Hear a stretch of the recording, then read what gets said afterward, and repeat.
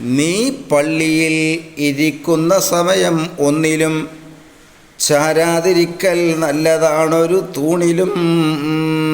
ഇന്നിപ്പോൾ കുട്ടികളും കൂടി വന്നിട്ട് ചാരിയാണ്. അദബുകളറിയില്ല.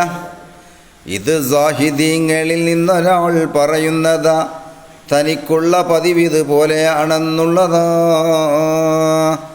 അതുപോലെ കാല് നീട്ടലും ഒഴിവാക്കണം, ഇത് കണ്ട് പലരും തുടരുവാനിടയാകണം.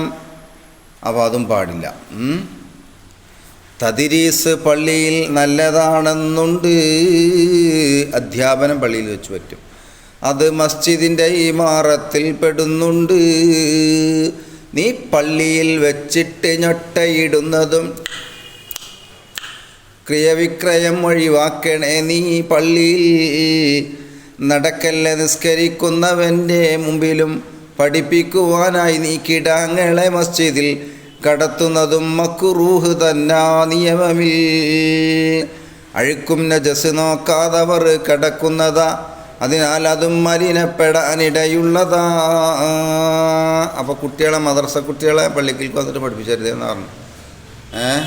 കാരണം എന്താ, ഓല അഴുക്കുതൊന്നും നോക്കൂല, ഓലോട് കയറും. കുട്ടികളല്ലേ, ഓലെ പേരെന്നെ കുട്ടികൾ എന്നല്ലേ, അതുകൊണ്ട് ആ പരിപാടി ചെയ്യരുതേന്ന്.